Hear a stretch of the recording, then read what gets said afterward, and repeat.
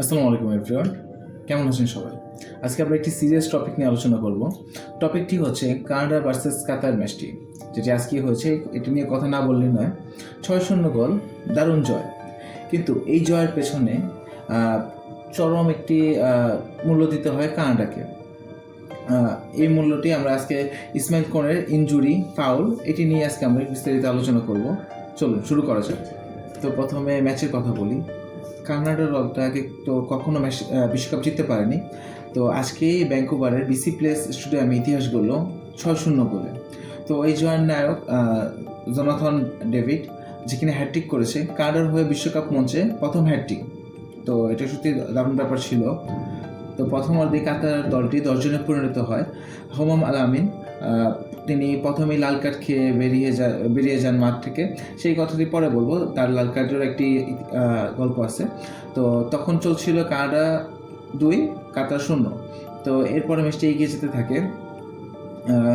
তো সবাই ভাবছিল যে দারুণ একটি জয় হচ্ছে কানাডার জন্য, কিন্তু বিশ্বকাপ মানে নাটক, এবং এই নাটকটা আপনার শুরু হয় দ্বিতীয় অর্ধের 6 মিনিট থেকে। ছিল কানাডার মিডফিল্ডার ইসমাইল কোনে, আমরা দেখতে পাচ্ছিলাম তিনি মিডফিল্ডের দিকে ভালোই দায়িত্ব পালন করছিলেন।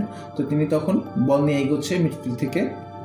ঠিক তখনই আসিম মদিবো, তিনি যখন বল নিয়ে এগোচ্ছিলেন, তখন বলের দিকে না, ইসমাইল কোনের পায়ের দিকে এত জোরে একটি ট্যাকেল করে, তখন ইসমাইল কোনে মাটিতে লুটিয়ে পড়ে। পরে জেসি মার্শ, কোচ, যিনি কানাডার কোচ, তিনি বলেছিলেন যে বিষয়টি এমনই ছিল যে তারা মাঠের বাহির থেকে ইসমাইল কোনের পায়ের হাড় ভাঙার শব্দটি পেয়েছিলেন। এবং তিনি আরও বলেন, এটা শুধু ইনজুরি না, ইসমাইল কোনের টিবিয়া আর ফিবুলা, এই দুইটি মেন হাড়ই ভেঙে যায় সাথে সাথে। দুই দলের খেলোয়াড়রাই দৌড়ে এলো। ইসমাইল কোনে তখনও মাটিতে পড়ে রইলেন। কাতারের খেলোয়াড়রাও মাথায় হাত দিয়ে দাঁড়িয়ে পড়লো, এবং তারা বুঝতে পারলো এটা শুধু একটি ইনজুরি না, এটা একটি ক্যারিয়ার থ্রেট। কিন্তু এখানে ইসমাইল কোনের মানসিক শক্তির প্রশংসা না করেই পারছি না। স্ট্রেচার আসলো, তাকে পায়ে ভর দিয়ে উঠিয়ে নিয়ে যাওয়া হচ্ছে। ঠিক তখনই তিনি ক্যামেরার দিকে তাকিয়ে কী বলে জানেন, তিনি থামস আপ দেখিয়ে দর্শকদের উদ্দেশ্যে বলে গেলেন যে আমি ঠিক আছি, আমাকে নিয়ে চিন্তা করবেন না। আর রেফারি তখন রিভিউ দেখে সঙ্গে সঙ্গে আসিম মদিবোকে লাল কার্ড দেখায়। কাতার তখন পরিণত হয় 9 জনের দলে, এবং পুরো গ্যালারি জুড়ে সবাই চিৎকার করে ধ্বনি দিচ্ছিল শেম শেম। এরপর গোল করেন কানাডার হয়ে নাথান সালিবা, এবং গোল করে উদযাপন করেন ইসমাইল কোনের জার্সিটি নিয়ে দর্শকদের মাঝে।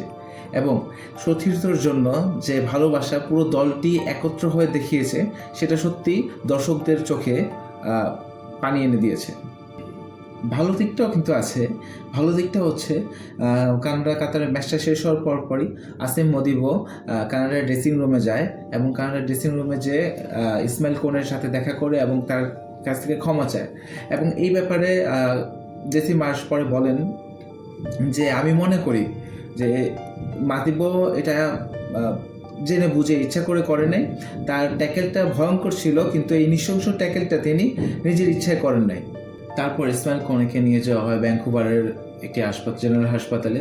3 জন সার্জন তার অস্ত্রোপচার করে, এবং কানাডা সরকার জানিয়েছে যে ইসমাইল কোনের অস্ত্রোপচার সফল হয়েছে, কিন্তু বিশ্বকাপে আর দেখা যাবে না ইসমাইল কোনেকে, এবং তার সুস্থ হতে সম্ভবত আরও 2-1 মাসের উপর সময় লাগবে। ইসমাইল কোনে কিন্তু ইনস্টাগ্রামে একটি পোস্ট দিয়েছে। পোস্টটি আমি আপনাদের পড়ে শোনাচ্ছি। পোস্টটি ছিল এমন যে, আপনাদের ভালোবাসা ও সমর্থন আমি অনুভব করেছি। সত্যি অনেক ধন্যবাদ। যারা আমার জন্য দোয়া করেছেন, তাদের প্রতি আমি চিরকৃতজ্ঞ থাকব। আমি খুব শীঘ্রই ফিরে আসব। দেখুন, খেলায় হার জিত থাকে, কিন্তু এমন খেলায় হার জিত থাকা সত্ত্বেও একটি প্লেয়ারের তার তো একটা বিশ্বকাপ নিয়ে পরিকল্পনা থাকে আর অনেক দূর পর্যন্ত। তার ক্যারিয়ার, তার টাইম, তার ফিটনেস, সব কিছুই এখানে ম্যাটার করে। কানাডা এখানে ইতিহাস গড়ল, জয় নিয়ে আসলো 6-0 গোলে। এটি চিরকাল স্মৃতি হয়ে থাকবে ইসমাইল কোনের মাটিতে লুটিয়ে পড়া এবং থামস দেখানোর মধ্যেই। আমাদের ফুটবল ভক্তদের কাছে এই জয়ের থেকেও ইসমাইল কোনের ফিরে আসাটা আরও বেশি আনন্দের হবে, এবং আমরা চাই যে ইসমাইল কোনের দ্রুত ফিরে আসুক। তো কেমন ছিল আজকের এই ব্লগটা অবশ্যই জানাবেন, এবং আমাদের জন্য দোয়া করবেন। আল্লাহ হাফেজ, আসসালামু আলাইকুম।